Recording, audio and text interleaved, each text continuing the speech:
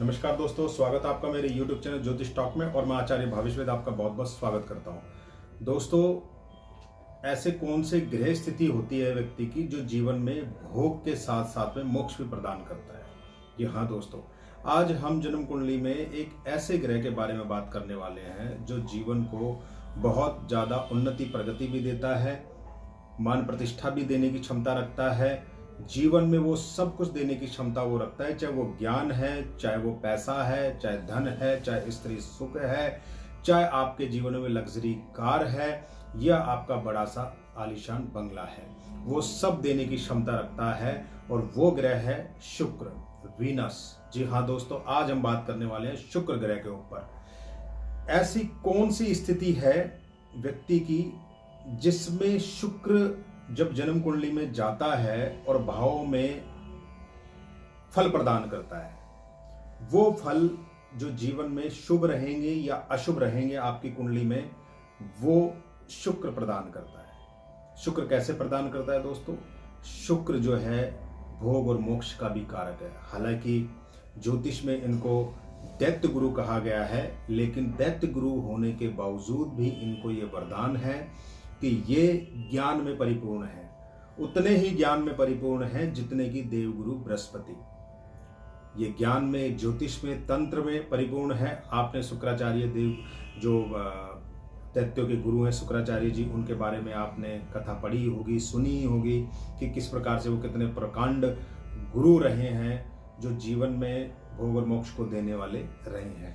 जिनकी कुंडली में शुक्र की स्थिति अच्छी होती है, ऐसे लोगों को जीवन में धन ऐश्वर्य के साथ में स्त्री सुख खूब प्राप्त होता है। ऐसे लोगों को स्त्री सुख इतना प्राप्त होता है दोस्तों, जहां ये जाते हैं वहां ऐसे लोगों के आसपास स्त्रियां मंडराती हुई नजर आएंगी। इसमें रंग का, चेहरे का कोई योगदान नहीं होता। मेरे खुद के अनुभव में मैंने देखा है, जिन लोगों की कुंडली में, जन्म कुंडली में शुक्र की स्थिति अच्छी थी, ऐसे लोग चाहे सांवले हों, चाहे नाटे किस्म के हों, लेकिन उनको प्रेमिका का सुख खूब प्राप्त होता है। जी हाँ दोस्तों, कहीं ना कहीं उन व्यक्तियों की कुंडली में हमने शुक्र का बहुत बड़ा योगदान, बहुत बड़ा योग हमने जीवन में देखा है, जो उनको सफलता प्रदान करता है। अब दोस्तों, शुक्र आपकी जन्म कुंडली में कहाँ विराजमान है, सिर्फ हम उसी पे चर्चा करेंगे। 12 भाव होते हैं जन्म कुंडली के। उन 12 भावों में से लग्न से लेकर 12वें स्थान तक शुक्र कौन कौन से घर में बैठा हुआ है और उसका क्या शुभ और अशुभ परिणाम आपकी कुंडली पर, आपके जीवन पर आपको मिल रहा है, उसी के बारे में हम चर्चा करेंगे। देखिए दोस्तों, अगर शुक्र लग्न भाव में विराजमान होगा तो राशि चाहे कोई सी भी है, आप देखेंगे ऐसा व्यक्ति मन भावक होता है, जीवन में उन्नति प्रगति करने वाला होता है। ऐसा व्यक्ति जो है खूब मान प्रतिष्ठा अर्जित करता है और रसिक मिजाज का ऐसा व्यक्ति होता है। ऐसे व्यक्तियों को प्रेमिका का जो सुख होता है बहुत विशेष तरीके से प्राप्त होता है। ऐसे लोगों को प्रेम संबंधों में सफलता मिलती है। जहां कहां भी येन क्रेन प्राक्रेण अगर व्यक्ति के जीवन में जिससे वो प्यार करता है, वो पत्नी है या प्रेमिका है या आपका कोई मित्र है, जहां भी आपका प्यार है, अगर आपको वो नहीं प्राप्त हो रहा है तो निश्चित मानिए आपका शुक्र ग्रह खराब है।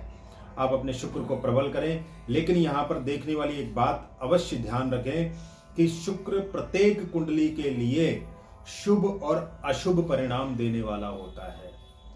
जी हाँ, शुक्र हमेशा शुभ परिणाम भी नहीं देता कि हर व्यक्ति के लिए शुभ परिणाम देगा। कोई भी ग्रह जो होता है, 12 भावों में से जो 9 ग्रह होते हैं, उन 9 ग्रहों में कुछ ग्रह ऐसे हैं जो कुछ लगन को अच्छा फल देते हैं, कुछ ग्रह ऐसे हैं जो कुछ लगनों को अच्छा फल देते हैं। क्योंकि 6 लगन की जो कुंडलियां हैं वो शुक्र से संबंधित है और 6 लगन की जो कुंडलियां हैं वो देवगुरु बृहस्पति से संबंधित है। लेकिन हम यहाँ पर बात कर रहे हैं कि शुक्र की स्थिति कौन कौन से घर में होगी, उसका क्या क्या शुभ परिणाम होगा, क्या अशुभ परिणाम होगा, उसके ऊपर। अब अगर मान लीजिए दूसरे भाव में आपका शुक्र विराजमान है, तो ऐसे व्यक्ति का जो ससुराल होता है वो उच्च पद प्राप्त होता है। जी हाँ, आप कितने भी छोटे घर में, बड़े घर में, कैसी भी जाति में आप पैदा हो गए हैं, अगर शुक्र आपका दूसरे भाव में विराजमान है तो आपको कहीं ना कहीं ऐसी स्त्री से संपर्क अपने आप आपका हो जाएगा, जो आपके जीवन में भाग्योदय का कारण बनेंगे, जो आपके जीवन में उन्नति प्रगति देने वाली होगी। शुक्र दूसरे भाव में स्थिति, शुक्र दूसरे भाव में होगा तो ऐसा व्यक्ति बहुत रसिक मिजाज से बोलने वाला होगा। ऐसा व्यक्ति जो है मीठा बोलेगा, रुक रुक कर बोलने की उसके अंदर कला होगी। ऐसे हमने बहुत से ज्योतिष आचार्य देखे हैं, उनकी कुंडलियां देखी हमने, जिनका शुक्र दूसरे भाव में उच्च का बैठा हुआ था, स्वराशिस्त बैठा हुआ था, अच्छी स्थिति में बैठा हुआ था, वो बहुत अच्छे ज्योतिष के प्रकांड विद्वान हैं और जिनकी वाणी में एक रस है। तीसरे भाव का शुक्र व्यक्ति को नपुंसक भी बना सकता है। जी हाँ, अगर किसी व्यक्ति की कुंडली में तीसरे भाव में शुक्र है तो ऐसे व्यक्ति को नपुंसकता का कहीं ना कहीं स्वाद चखना पड़ सकता है। ऐसा व्यक्ति अपनी इंद्रियों को शिथिल पाता है। ऐसा व्यक्ति प्रेमिका और प्रेमी के बीच में जो भी उनके संबंध होते हैं वो प्रगाढ़ नहीं होते हैं। ऐसे व्यक्तियों की जो शादी होती है उसमें भी उनको दिक्कतें पैदा होती हैं। चौथे भाव का शुक्र व्यक्ति को थोड़ा सा लंपट बनाता है, बहुत ज्यादा झूठ बोलने वाला बनाता है। अगर ग्रहों की स्थिति चौथे भाव में अशुभ है, कहीं ना कहीं राहु शनि के साथ बैठा हुआ है, तो निश्चय ही ऐसा व्यक्ति किसी स्त्री के कारण, किसी स्त्री के गहनों के चोरी होने के कारण इसके ऊपर एक इल्जाम लगता है और जिसकी वजह से इसको जेल की हवा भी खानी पड़ सकती है। क्यों? क्योंकि शुक्र चतुर्थ भाव में बहुत ज्यादा प्रबल होता है, दिग्बल प्राप्त कर लेता है और ऐसे में अगर शुक्र अकेला है तो कहीं ना कहीं शुभ परिणाम थोड़ा बहुत मिल जाता है। लेकिन अगर शुक्र राहु के साथ चला जाए तो निश्चय ही ऐसे व्यक्ति को स्त्री के कारण हमने जेल जाते हुए देखा है। और आज भी ऐसे लोग जो हैं, जिनके हमने जन्म कुंडलियां देखी, पत्रियां देखी, चतुर्थ भाव में जो शुक्र और राहु का योग था उनको जेल में ही रखा हुआ है। दोस्तों, पंचम भाव पर शुक्र की कैसी स्थिति होती है? पंचम भाव में अगर शुक्र बैठा हुआ है तो स्त्री हो या पुरुष हो, उसके कन्या संतति की ज्यादा प्राप्ति होती है। ऐसे लोगों को कन्या संतान की प्राप्ति होती है। हाँ, आय के स्रोत इन लोगों के ज्यादा होते हैं क्योंकि शुक्र 11वें भाव को देख रहा है। जब कोई भी ग्रह अपने से सप्तम भाव को देखता है तो वो जहां बैठा है उससे ज्यादा शुभ परिणाम जहां वो देख रहा है उस जगह को प्राप्त होता है। जी हाँ दोस्तों, ऐसे लोगों को संतान की प्राप्ति में जो स्त्रियां होती हैं उनको थोड़ा सा कहीं ना कहीं इस प्रकार का दुख मिल सकता है कि एक प्रकार से उनकी शारीरिक और मानसिक स्थिति थोड़ी सी कम रहे। अब अगर हम बात करें छठे भाव में शुक्र की, तो छठे भाव में शुक्र जब होता है तो व्यक्ति को बहुत ज़्यादा कर्जा देता है। ऐसे लोगों से अक्सर उसको कहीं ना कहीं मान प्रतिष्ठा की जो प्राप्ति होती है उसमें बाधा होती है। जो उनके आसपास के लोग होते हैं, जो परिवार के लोग होते हैं, और शुक्र अगर छठे भाव में है तो हमने देखा है कि ऐसे व्यक्तियों को कहीं ना कहीं डॉक्टरी इलाज निरंतर करवाना पड़ता है। इनका पैसा अक्सर कहीं ना कहीं जो है डॉक्टरों के पास चला जाता है। किसी न किसी बीमारी को लेकर ये ग्रस्त और त्रस्त रहते हैं और उस पैसे को जो ये कमाते हैं उसको ये डॉक्टर में लगा देते हैं।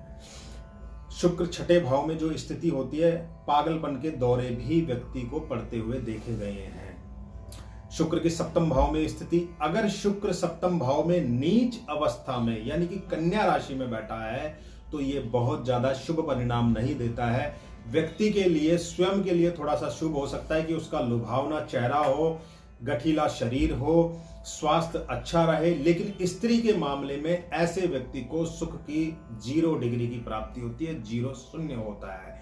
क्योंकि अगर शुक्र सप्तम भाव में बैठेगा तो वो स्त्री से अलगाव उत्पन्न करेगा। कभी भी ऐसा व्यक्ति, एक प्रेमिका एक स्त्री से संतुष्ट नहीं होता है, जिसकी वजह से उसके डाइवोर्स के केस, तलाक के केस भी बन जाते हैं। हमने शुक्र के सप्तम भाव में जब स्थिति देखी है तो ऐसे लोगों के घर में अक्सर किसी ना किसी पराये लोग, पराये व्यक्ति को लेकर कोई ना कोई विवाद उत्पन्न होता रहता है।